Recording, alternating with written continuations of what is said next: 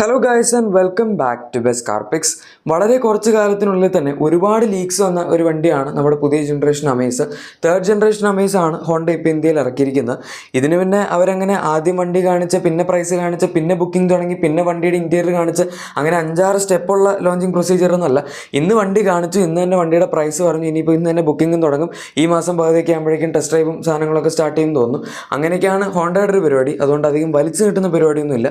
അതുകൊണ്ട് നമുക്ക് ഈ ഒരു വീഡിയോയിൽ പ്രൈസും എല്ലാ ഡീറ്റെയിൽസും പറയാൻ പറ്റും. ഇതിപ്പോൾ ഡിസൈൻ ആസ്പെക്റ്റിൽ നോക്കുകയാണെങ്കിൽ എനിക്കറിയാം നിങ്ങൾ ഓൾറെഡി ഈ വാഹനത്തിൻ്റെ ഡിസൈൻ ലീക്സിലൂടെയൊക്കെ കണ്ടിട്ടുള്ളതായിരിക്കുന്നു. പക്ഷേ ഇപ്പോൾ ഹോണ്ട ഒഫീഷ്യലി ഇത് പുറത്തുവിട്ട സ്ഥിതിക്ക് നമുക്കൊന്ന് ഡീറ്റെയിൽ ആയിട്ട് നോക്കണമല്ലോ. ഫ്രണ്ട് പ്രൊഫൈലിലേക്ക് വരികയാണെങ്കിൽ ഇതിൻ്റെ ഡിസൈൻ ഓൾമോസ്റ്റ് നമ്മൾ എലിവേറ്റിൽ കണ്ട പോലെ തന്നെയാണ്. എലിവേറ്റിൻ്റെ ആ ഒരു ചെറിയ ബോക്സി ഡിസൈനും ഇതിൻ്റെ അകത്ത് കൊടുത്തിട്ടുണ്ട് എന്ന് പറയും. കുറച്ചും കൂടെ ആ ഒരു മുകളിലേക്കുള്ള ഹൈറ്റ് കുറച്ചിട്ട് ഒരു സെഡാൻ പോലെ ഇത്തിരി താത്തി എന്നേ ഉള്ളൂ. ഹെഡ്ലൈറ്റ് ഒക്കെ എടുക്കുകയാണെങ്കിൽ ഓൾമോസ്റ്റ് എലിവേറ്റ് പോലത്തെ ഡിസൈൻ തന്നെയാണ് വരുന്നത്. നമുക്ക് ടോപ്പ് പോർഷനിൽ DRLs ഉണ്ട്. അതിൻ്റെ തൊട്ട് താഴത്തെ ഹെഡ് ലാംപ്സിൻ്റെ ഒരു അറേ കൊടുത്തിട്ടുണ്ട്. LED ഹെഡ് ലാംപ്സ് ആണ് ഇതിനകത്ത് വരുന്നത്. ആക്ച്വലി ബേസ് മോഡൽ മുതൽ തന്നെ ഈ വാഹനത്തിൽ അവർ LED ഹെഡ് ലാംപ്സ് സ്റ്റാൻഡേർഡായിട്ട് കൊടുക്കുന്നുണ്ട്. സോ അതൊരു നല്ല കാര്യമാണ്. ആൻഡ് നമുക്ക് ഹെഡ് ലാംപ്സ് കണക്ട് ചെയ്യുന്ന രീതിയിൽ ഒരു ക്രോം എലമെൻറ്റ് അവൈലബിൾ ആണ്. കുറച്ച് വലിയ ഗ്രില്ലായിപ്പോൾ ഈ വണ്ടിയുടെ. നമുക്ക് എലവേറ്റിലുള്ള ആ ഒരു അത്രയും തന്നെ വലിപ്പമുള്ള ഗ്രില്ലാണ് ഇതിനകത്ത് കൊടുത്തിരിക്കുന്നത്. ആ ഗ്രില്ലിൻ്റെ അത്രയും വലിപ്പം ഒരു ഇത്തിരി ഷോർട്ടാക്കിയിരുന്നെങ്കിൽ ചിലപ്പോൾ വണ്ടി കാണാൻ കുറച്ചും കൂടെ ലുക്കായേനെ. ഇതിപ്പം നമ്മൾ ആ സ്പൈ ഷോട്ട്സിലൊക്കെ കണ്ടതിലും കുറച്ചും കൂടെ കാണാൻ രസമുണ്ട് നമ്മൾ വണ്ടി ഇപ്പോൾ അൺവെയിൽ ചെയ്ത് കഴിഞ്ഞപ്പം. ബട്ട് സ്റ്റിൽ എന്തോ ആ ഒരു ഗ്രില്ല് അത്രയും വലിയ സൈസ് ഒന്നും എനിക്ക് അത്രയ്ക്ക് അങ്ങോട്ടൊരു ഇതായില്ല. പിന്നെ ഹോണ്ട ആയതുകൊണ്ട് ഫോഗ് ലാമ്പ് ഒന്നും എടുത്ത് കളഞ്ഞിട്ടില്ല. LED പ്രൊജക്ടർ ഫോഗ് ലാംപ്സ് ആണ് അവർ താഴത്ത് കൊടുത്തിരിക്കുന്നത്. സോ അതൊരു നല്ല കാര്യമാണ്. ഇനി സൈഡ് പ്രൊഫൈലിലേക്ക് വരികയാണെങ്കിൽ ഇവിടെ നമുക്ക് ഈ വാഹനത്തിൽ പുതിയ അലോയ് വീൽസിൻ്റെ ഡിസൈൻ കാണാൻ സാധിക്കും. 15 ഇഞ്ച് അലോയ് വീൽസ് ആണ് ഈ വാഹനത്തിൽ കൊടുത്തിരിക്കുന്നത്. ഒരു ഡ്യുവൽ ടോൺ ഫിനിഷ് അല്ലെങ്കിൽ ഒരു ഡയമണ്ട് കട്ട് ഫിനിഷാണ് കൊടുത്തിരിക്കുന്നത്. ഇതിൻ്റെ തന്നെ തൊട്ട് താഴത്ത്, അതായത് 3 ട്രിംസ് ആണ് ഈ വാഹനത്തിലുള്ളത്. ഇതിൻ്റെ തൊട്ട് താഴത്ത് വേരിയൻ്റ് എടുക്കുകയാണെങ്കിൽ ഈ ഡ്യുവൽ ടോൺ ആയിരിക്കില്ല, പക്ഷേ സെയിം 15 ഇഞ്ച് വീൽസ് തന്നെ നമുക്ക് അതിൻ്റെ അകത്ത് സിൽവർ ഫിനിഷിൽ കിട്ടും. ബേസ് മോഡലിൽ 14 ഇഞ്ച് സ്റ്റീൽ വീൽസ് ആണ് അവർ കൊടുത്തിരിക്കുന്നത്. ആൻഡ് സൈഡിലേക്ക് നോക്കുകയാണെങ്കിൽ നമുക്ക് ക്രോം ഫിനിഷുള്ള വാർവിയംസും ക്രോം ഫിനിഷുള്ള ഡോർ ഹാൻഡിൽസ് കാണാം. അതുപോലെ ബോഡി കളർഡ് വാർവിയംസ് കാണാം. സൈഡ് ഇൻഡിക്കേറ്റേഴ്സ് ഒക്കെ വാർവിയംസിൽ തന്നെ കൊടുത്തിട്ടുണ്ട്. നമുക്ക് ഏകദേശം സിറ്റിയിലൊക്കെ ഉള്ള പോലെയുള്ള ഡോർ ഹാൻഡിൽസും അതുപോലെ വാർവിയംസിൻ്റെ ഡിസൈനൊക്കെയാണ് ഈ വാഹനത്തിൽ വരുന്നത്. And shark fin and neck ഈ വാഹനത്തിൽ അവൈലബിൾ ആണ്. പെട്ടെന്ന് നമ്മൾ സൈഡിൽ നോക്കുന്ന സമയത്ത് അങ്ങനെ ഒരു വെട്ടി വെച്ച പോലത്തെ ഫീല് തോന്നില്ല. അത് അമേസിൻ്റെ ഫസ്റ്റ് ജെൻ ഒഴികെ ബാക്കി വണ്ടികൾക്കൊക്കെ ഉണ്ടായിരുന്നൊരു ഗുണമായിരുന്നു. സപ്പോമീറ്റർ ആണെന്നുള്ള ഒരു ക്യാരക്ടറിസ്റ്റിക് തോന്നാതിരിക്കില്ല.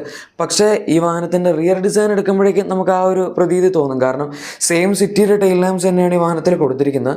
അതെന്തിനാണ് അവർ അത് തന്നെ കൊടുത്തതെന്ന് എനിക്കറിയില്ല. എന്തായാലും ആ ഒരൊറ്റ സംഭവം കാരണം ഈ വണ്ടി ഒരു മിനി സിറ്റി പോലെ തോന്നുന്നുണ്ട്. പെട്ടെന്ന് കാണുമ്പോൾ നമുക്ക് സിറ്റി ആയിട്ട് തന്നെ തോന്നും. ബാക്ക് ആകപ്പാടെ വ്യത്യാസമുള്ള സിറ്റിയുടെ അത്രയും ഓവർ ഹാങ് ഇതിനില്ല എന്നുള്ളതാണ്, സപ്പോമീറ്റർ ആയതുകൊണ്ട്. അല്ലാതെ നോക്കുമ്പോൾ ഓൾമോസ്റ്റ് സിറ്റി തന്നെയാണ്. ലെഫ്റ്റ് സൈഡിൽ അമേസിൻ്റെ ബാഡ്ജിങ്ങും റൈറ്റ് സൈഡിൽ IV ടെക്കിൻ്റെ ബാഡ്ജിങ്ങും ഒക്കെ അവർ കൊടുത്തിട്ടുണ്ട്. ആൻഡ് വളരെ പ്ലെയിൻ ആയിട്ടുള്ള റിയർ പ്രൊഫൈലാണ്. ടെയിൽ ലാംപ്സ് അല്ലാതെ വേറെ ഫ്ലാഷി ആയിട്ടുള്ള സാധനങ്ങളൊന്നും തന്നെ അവർ കൊടുത്തിട്ടില്ല. ആൻഡ് നമുക്ക് ചെറിയൊരു സ്പോയിലറൊക്കെ വെക്കാൻ പറ്റുന്ന പോലത്തെ ഒരു ഇത്തിരി ബൾജിങ് പോർഷൻ അവിടെ കൊടുത്തിട്ടുണ്ട്. സ്പോയിലർ വെക്കുകയാണെങ്കിൽ ചിലപ്പോൾ കാണാൻ വലിയ കുഴപ്പമുണ്ടാവില്ലായിരിക്കും. ഇതും വലിയ കുഴപ്പമൊന്നുമില്ല നമുക്കിപ്പോൾ കണ്ട് നോക്കുന്ന സമയത്ത്. ഇതിലിപ്പോൾ ഒരു ചെറിയ പ്രശ്നമുള്ളത് ഈ ടെയിൽ ലാംപ്സ് സെയിം സിറ്റിയുടെ ആയതുകൊണ്ട് അത് എവിടെയോ ഒരു ചെറിയ ആഫ്റ്റർ തോട്ട് പോലെ തോന്നുന്നുണ്ട്. അമേസിലെ ഒരു അഡീഷണൽ എന്തോ കഷ്ടപ്പെട്ട് കുത്തിക്കയറ്റി വെച്ചിരിക്കുന്ന പോലെ, അത് മാത്രമേ ഉള്ളൂ. പക്ഷേ ബാക്കി നമ്മൾ സ്പേസിൻ്റെ കാര്യത്തിലൊക്കെ നോക്കുകയാണെങ്കിൽ ഒരു കുഴപ്പമില്ല. ബൂട്ട് സ്പേസ് ഒക്കെ സെഗ്മെൻറ്റിൽ ഏറ്റവും വലുത് ഈ വണ്ടിയിലാണ്. നമുക്ക് 412 ലിറ്റേഴ്സിൻ്റെ ബൂട്ട് സ്പേസ് കിട്ടുന്നുണ്ട്. സഫീഷ്യൻ്റ് ആയിട്ടുള്ള സ്പേസ് തന്നെയാണ്. ആൻഡ് അത്യാവശ്യം യൂസബിൾ ആണെന്ന് പറയും. പിന്നെ അകത്തേക്ക് വരുമ്പോൾ നമുക്ക് ഇൻറ്റീരിയറിൽ ഡ്യുവൽ ടോൺ ഫിനിഷാണ് അവർ കൊടുത്തിരിക്കുന്നത്. ടോപ്പ് പോർഷനിൽ ഒരു ബ്ലാക്ക്, അതുപോലെ തന്നെ താഴത്ത് ഒരു ബേജ് ഫിനിഷും കൊടുത്തിട്ടുണ്ട്. ഇത് പ്രോപ്പർ ബേജ് ആണ്. ഇപ്പോഴത്തെ കമ്പനികൾ കൊടുക്കുന്ന പോലത്തെ ഒരു കൈൻഡ് ഓഫ് ഐവറി അല്ലെങ്കിൽ ഒരു വൈറ്റിഷ് ബേജ് അല്ല. ഒരു ടിപ്പിക്കൽ നമ്മൾ ബേജ് കളർ എന്ന് പറയുന്നത് എന്താണ്, അത് തന്നെയാണ്. എന്തായാലും ഇതിന് മുന്നത്തെ അമേസ് വെച്ച് കമ്പയർ ചെയ്യുമ്പോൾ ഇൻറ്റീരിയർ ഡിസൈനിലൊക്കെ കാര്യമായിട്ട് തന്നെ വ്യത്യാസം വന്നിട്ടുണ്ട്.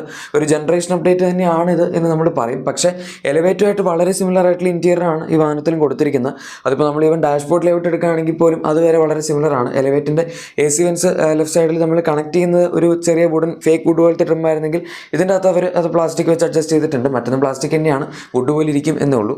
പിന്നെ ഫീച്ചേഴ്സ് ഒക്കെ എടുക്കുകയാണെങ്കിൽ നമുക്ക് എലവേറ്റിലും അതുപോലെ സിറ്റിയിലുള്ള സെയിം സ്റ്റിയറിംഗ് വീലാണ് ഇതിൻ്റെ അകത്ത് വരുന്നത്. ഫ്ലാറ്റ് ബോട്ടമൊന്നും അല്ല, പക്ഷേ 3 സ്പോക്സ് സ്റ്റിയറിംഗ് വീലാണ്, റൗണ്ട് സ്റ്റിയറിംഗ് വീലാണ്. ക്രൂസ് കൺട്രോൾ, സ്റ്റിയറിംഗ് മോണിക് കൺട്രോൾസ് ഒക്കെ ഇതിൻ്റെ അകത്ത് വരുന്നുണ്ട്. അതുപോലെ തന്നെ നമുക്ക് 10 ഇഞ്ചസിൻ്റെ ഇൻഫോടൈം സിസ്റ്റമാണ് ഈ വാഹനത്തിൽ കിട്ടുന്നത്. എലവേറ്റിൽ കണ്ട സെയിം ഇൻഫോടൈം സിസ്റ്റം തന്നെയാണ്. അതിൻ്റെ അകത്ത് നമുക്ക് wireless Android auto apple CarPlay തന്നെ സപ്പോർട്ട് ചെയ്യുന്നുണ്ട്. ആൻഡ് നമ്മൾ എലവേറ്റിൽ കണ്ട സെയിം ക്ലൈമറ്റ് കൺട്രോളിൻ്റെ നോബ്സ് ആണ്, ആ ഒരു അപ്പ് ആൻഡ് ഡൗൺ ടോഗിൾസ് ആണ് ഈ വാഹനത്തിലും കൊടുത്തിരിക്കുന്നത്. അതും അത്യാവശ്യം നല്ല പ്രീമിയം ആയിട്ടുള്ള കൺട്രോൾസ് ആണ്. ആൻഡ് താഴത്തേക്ക് വരുമ്പോൾ നമുക്കൊരു ഒരു വയർലെസ് ചാർജിങ് പാഡ് ഇതിനകത്ത് കിട്ടുന്നുണ്ട്. പിന്നെ അതിൻ്റെ താഴത്ത് നോക്കുകയാണെങ്കിൽ കപ്പ് ഹോൾഡേഴ്സ്, അതുപോലെ 12 volt power socket, storage area തുടങ്ങിയ സംഭവങ്ങളൊക്കെയാണ് അവർ കൊടുത്തിരിക്കുന്നത്. ഇത് ഈ ബേസ് കളറിലൊക്കെ വരുന്നതുകൊണ്ട് നമുക്ക് കാണാൻ അത്യാവശ്യം നല്ല ഏറിയ ആയിട്ടുള്ളൊരു ക്യാബിനാണ്. പിന്നെ സേഫ്റ്റി ഫീച്ചേഴ്സ് ആണെങ്കിൽ പോലും അത് അക്കാര്യത്തിൽ ഹോണ്ട ഒട്ടും കോംപ്രമൈസ് ചെയ്തിട്ടില്ല. ഇപ്രാവശ്യം നമുക്ക് ബേസ് മോഡൽ മുതൽ തന്നെ 6 എയർ ബാഗ്സ് അവൈലബിൾ ആണ്. അതുപോലെ തന്നെ ESP ആയിക്കോട്ടെ, ട്രാക്ഷൻ കൺട്രോൾ ആയിക്കോട്ടെ, വെഹിക്കിൾ സ്റ്റെബിലിറ്റി മാനേജ്മെൻറ്റ് ആയിക്കോട്ടെ, ഈവൻ ഹിൽ സ്റ്റാർട്ട് അസിസ്റ്റ് ആയിക്കോട്ടെ, അങ്ങനത്തെ എല്ലാ സേഫ്റ്റി ഫീച്ചേഴ്സും ഒരു ബേസ് മോഡൽ മുതൽ തന്നെ ഈ ഒരു വാഹനത്തിൽ കൊടുക്കുന്നുണ്ട്. അപ്പോൾ നമുക്ക് ആ ഒരു കാര്യത്തിലും പേടിക്കേണ്ട യാതൊരു ആവശ്യമില്ല. പിന്നെ ഇതിൻ്റെ അകത്ത് പറയാനാണെങ്കിൽ 360 ഡിഗ്രി ക്യാമറ അവൈലബിൾ അല്ല. അതിന് പകരം ഹോണ്ടയുടെ ലെയിൻ വാച്ച് ക്യാമറയാണ് കൊടുത്തിരിക്കുന്നത്. അതായത് ലെഫ്റ്റ് സൈഡിൽ മാത്രം ഒരു ക്യാമറ ഉണ്ടാവും, അതാണ് സംഭവം. പക്ഷേ എനിക്ക് തോന്നുന്നു ഈ ഒരു പ്രൈസ് പോയിന്റിൽ ഇപ്പോൾ ഡിസൈറിലൊക്കെ 360 ഡിഗ്രി ക്യാമറ, സൺറൂഫ്, അങ്ങനത്തെ കുറേ ഫീച്ചേഴ്സൊക്കെ വന്ന സ്ഥിതിക്ക് ശരിക്കും പറഞ്ഞാൽ ഇതിലും കൂടെ കൊടുക്കേണ്ടതായിരുന്നു. അറ്റ്ലീസ്റ്റ് 360 ഡിഗ്രി ക്യാമറ കൊടുത്തില്ലെങ്കിലും സൺറൂഫെങ്കിലും കൊടുക്കായിരുന്നു. കാരണം ഇപ്പോഴത്തെ ആൾക്കാരൊക്കെ അത്യാവശ്യം നല്ല ഡിമാൻഡിങ് ആയിട്ടുള്ള നോക്കുന്ന ഒരു സംഭവമാണ് സൺറൂഫ്. ഇപ്പോൾ നല്ല കുറച്ച് കാലമായി സൺറൂഫിൻ്റെ ഒരു ട്രെൻഡ് തുടങ്ങിയിട്ട്. അതോടെ കൊടുത്തിരുന്നെങ്കിൽ അവർക്ക് സെഗ്മെന്റിൽ ഇത്തിരി കൂടെ എക്സ്ക്ലൂസിവിറ്റി പിടിച്ചു പറ്റായിരുന്നു. ഇതിപ്പം സൺറൂഫ് നോക്കുന്നവർ ഡിസൈറിലേക്ക് പോകും. 360 ഡിഗ്രി ക്യാമറ പിന്നെ ഹോണ്ടയുടെ ഒരു വണ്ടിയിൽ ഇല്ലാത്തതുകൊണ്ട് കുഴപ്പമില്ല. ഇനി സീറ്റ്സ് ഒക്കെ നമ്മൾ നോക്കുകയാണെങ്കിൽ അതിൻ്റെ ഡിസൈനൊക്കെ ഓൾമോസ്റ്റ് സിറ്റിയിൽ കൊടുത്തിരിക്കുന്ന സീറ്റ്സ് പോലെ ആക്കിയിട്ടുണ്ട്. അതുപോലെ തന്നെ നമുക്കിതൊരു മൊത്തം ബേജ് ആയിട്ടുള്ളൊരു ഫിനിഷിലാണ് സീറ്റ്സ് കിട്ടുന്നത്. സീറ്റിൽ ആസ് സച്ച് അങ്ങനെ പ്രത്യേകിച്ച് ഡുവൽ ടോൺ ഫിനിഷൊന്നും കൊടുത്തിട്ടില്ല. പിന്നെ എക്സാക്ട്ലി സിറ്റിയിലുള്ളതുപോലെ തന്നെ നമുക്ക് ഇതിൻ്റെ അകത്ത് ഫ്രണ്ടിൽ അഡ്ജസ്റ്റബിൾ ഹെഡ് റെസ്റ്റുകൾ അവൈലബിൾ ആണ്. പക്ഷേ ബാക്കിലെല്ലാം ഫിക്സഡ് ഹെഡ് റെസ്റ്റ് ആണ്. ഈവൻ ദോ ഒരു 3 ഹെഡ് റെസ്റ്റ് കൊടുത്തിട്ടുണ്ടെങ്കിൽ പോലും 3 ഫിക്സഡ് ആണ് എന്നുള്ളതാണ് ഒരു ചെറിയ പ്രശ്നം. എന്തായാലും 3 പോയിന്റ് സീറ്റ് ബെൽറ്റ്സ് ഒക്കെ ഇപ്രാവശ്യം 3 പേർക്കും ബാക്കിൽ അവൈലബിൾ ആണ്. അതുപോലെ തന്നെ റിയർ സെൻറ്റർ ആംറസ്റ്റ് ഒക്കെ കൊടുത്തിട്ടുണ്ട്. സിറ്റിയുടെ പ്ലാറ്റ്ഫോം ആയതുകൊണ്ട് തന്നെ ഈ വാഹനത്തിൽ അത്യാവശ്യം നല്ല സ്പേസ് അവൈലബിൾ ആണ്. ബേസിക്കലി ഇവർ സിറ്റി എടുത്തങ്ങ് ചുരുക്കി, അതായത് സിറ്റി എലവേറ്റ് ഒരു പ്ലാറ്റ്ഫോം ആണല്ലോ. അപ്പോൾ പിന്നെ ആ 2 വണ്ടികളിലെയും ഡിസൈൻ എലമെൻസും അതുപോലെ ഇൻറ്റീരിയർ ട്രിം പീസസും എല്ലാ സാധനങ്ങളും കൂടെ കൂട്ടിക്കുഴച്ചിട്ട് അവർ ഈ വണ്ടി അങ്ങോട്ട് ഇറക്കി. ആൻഡ് അത് അത്യാവശ്യം ഡീസൻ്റ് ആയിട്ട് ചെയ്തിട്ടുണ്ട്. പ്രാക്ടിക്കാലിറ്റി വൈസൊന്നും വേറെ കുഴപ്പങ്ങളൊന്നുമില്ല.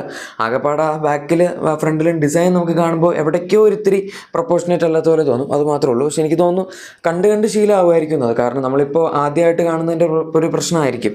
ഇനി അടുത്ത ഫീച്ചർ എന്ന് പറയുന്നത് ഈ വണ്ടിയിൽ മാത്രം ഈ ഒരു സെഗ്മെന്റിൽ എക്സ്ക്ലൂസീവ് ആയിട്ട് വരുന്നതാണ്. അതാണ് level 2 advanced air resistance system. വേറൊരു കമ്പനിയും ഈ ഒരു പ്രൈസ് പോയിന്റിൽ എഡാസ് കൊടുക്കുന്നില്ല. ഏറ്റവും അഫോർഡബിൾ ആയിട്ട് എഡാസ് ഉള്ള വണ്ടി ഇപ്പം വാങ്ങാൻ പറ്റുന്നത് ഇത് തന്നെയാണ്. ആൻഡ് നമുക്ക് അത്യാവശ്യം ഫീച്ചേഴ്സ് അതിൻ്റെ അകത്ത് അവൈലബിൾ ആണ്. ഇപ്പം ട്രാഫിക് ക്രോസ് അലർട്ട്, അതുപോലെ തന്നെ ഓട്ടോ എമർജൻസി ബ്രേക്കിംഗ് ആയിക്കോട്ടെ, ഇതിനകത്തെല്ലാം നമുക്ക് ക്യാമറ ബേസ്ഡ് ആയിട്ടുള്ള എഡാസ് ആണ് വരുന്നത്. ഹോണ്ട എപ്പോഴും അത് തന്നെയാണ് കൊടുക്കാറുള്ളത്. ഇനി ഇതിൻ്റെ എഞ്ചിൻ ഓപ്ഷൻസ്, ഗിയർ ബോക്സ്, അതുപോലെ വേരിയൻസ് തുടങ്ങിയ കാര്യങ്ങളൊക്കെ നോക്കുകയാണെങ്കിൽ നമുക്ക് ഈ വാഹനത്തിൽ ആകെപ്പാടെ ഒരൊറ്റ എഞ്ചിൻ ഓപ്ഷൻ ഉള്ളൂ. നേരത്തെ ഉണ്ടായിരുന്ന same 1.2 litre 4 cylinder naturally aspirated iVTEC petrol എഞ്ചിനാണ്.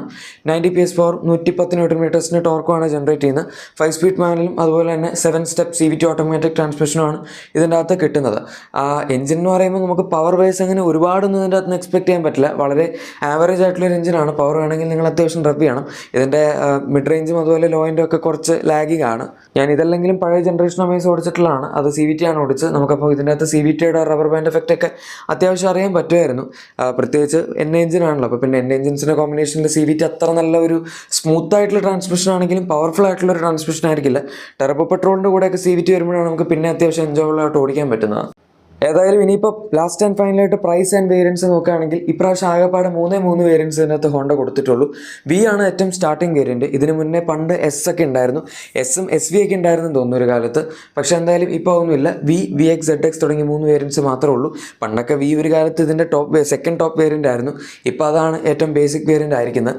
7.999 ലാക്സിലാണ് ഇതിൻ്റെ പ്രൈസ് സ്റ്റാർട്ട് ചെയ്യുന്നത്. 9.19 ലാക്സ് ആണ് അതിൻ്റെ CVT ഓട്ടോമാറ്റിക് കൊടുത്തിരിക്കുന്നത്. ആൻഡ് ഇതിൻ്റെ അകത്തൊരു ഇൻട്രസ്റ്റിംഗ് ആയിട്ടുള്ള കാര്യം എന്താണെന്ന് വെച്ചാൽ ഏത് എടുത്താലും എല്ലാത്തിലും മാനുവലും CVTയും രണ്ടിൻ്റെയും ഓപ്ഷൻ ഹോണ്ട കൊടുത്തിട്ടുണ്ട്. പിന്നെ VX നോക്കുകയാണെങ്കിൽ 9.09 ലാക്സ് ആണ് വരുന്നത്. ഓൾമോസ്റ്റ് 1.1 ലാക്സിന് ഡിഫറൻസ് ഉണ്ട്. അതിൻ്റെ ഓട്ടോമാറ്റിക് നമുക്ക് 9.99 ലാക്സിൽ കിട്ടുന്നുണ്ട്. ആക്ച്വലി നല്ല കാര്യമാണ്. 90,000 പ്രൈസ് ഡിഫറൻസിൽ ഓട്ടോമാറ്റിക് കിട്ടുമെന്നുള്ളത് ഗംഭീര കാര്യം തന്നെയാണ്. പ്രത്യേകിച്ച് നിങ്ങൾ ഇതിൻ്റെ നമ്മുടെ V ഓട്ടോമാറ്റിക് ആണ് കൺസിഡർ ചെയ്യുന്നതെങ്കിൽ കുറച്ചും കൂടെ എമൗണ്ട് കൂട്ടി VX ഓട്ടോമാറ്റിക് എടുക്കുന്നതുകൊണ്ട് പ്രത്യേകിച്ച് കുഴപ്പമില്ല. കാരണം അതിൻ്റെ ആവശ്യത്തിനുള്ള എല്ലാ ഫീച്ചേഴ്സ് നമുക്ക് VXൽ കിട്ടുന്നുണ്ട്. ഈ എഡാസും സംഭവങ്ങളൊന്നും ഇല്ലാന്നുള്ളൂ. പിന്നെ ഈ ഡ്യുവൽ ടോൺ അലോയ് വീൽസ് അങ്ങനത്തെ കുറച്ച് സാധനങ്ങളൊക്കെ മിസ്സിംഗ് ഉള്ളൂ. ബാക്കി ബേസിക് വേണ്ട എല്ലാ സാധനങ്ങളും ഉണ്ട്. ഇനി അടുത്ത മോഡൽ ZXൻ്റെ എക്സ്ഷോറൂം പ്രൈസ് വരുന്നത് 9.7 ലാക്സിനടുത്താണ്. നമ്മൾ VXും ZX മാനുവലി കമ്പയർ ചെയ്യുമ്പോൾ ആകെപ്പാട് 60,000 രൂപയുടെ വ്യത്യാസമുള്ളൂ. പക്ഷേ ഓട്ടോമാറ്റിക്കലി കമ്പയർ ചെയ്യുന്ന സമയത്ത് 90,000 രൂപയുടെ അടുത്ത് വ്യത്യാസം വന്നിട്ടുണ്ട്. ഓട്ടോമാറ്റിക്കലി പിന്നെ നമുക്ക് പാഡൽ ഷിഫ്റ്റേഴ്സും സംഭവങ്ങളൊക്കെ അഡീഷണൽ കിട്ടും. അതാണ് എന്തായാലും 10.9 ലാക്സ് ആണ് ഈ വാഹനത്തിൻ്റെ മാക്സിമം പ്രൈസ് അവസാനിക്കുന്നത്.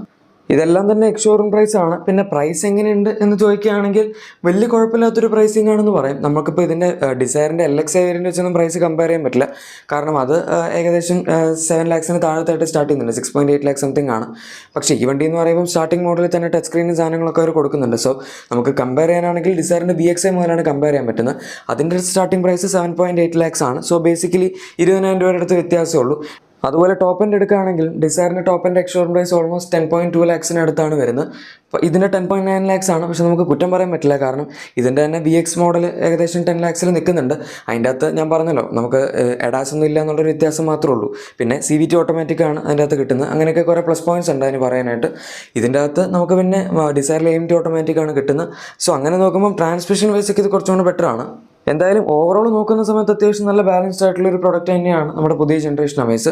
ഈ വീഡിയോ എല്ലാവർക്കും ഇഷ്ടപ്പെട്ടെന്ന് വിചാരിക്കുന്നു. പിന്നെ ഈ വണ്ടിയെ പറ്റിയുള്ള നിങ്ങളുടെ അഭിപ്രായം തീർച്ചയായും താഴെ കമൻസിൽ പറയാം. ഇഷ്ടപ്പെട്ടെങ്കിൽ ഉറപ്പായിട്ടും ലൈക്കും സബ്സ്ക്രൈബും ഷെയറും ഒക്കെ ചെയ്തേക്കാം. നമുക്ക് മറ്റൊരു വീഡിയോയിൽ കാണാം. Thank you for watching my video and good bye.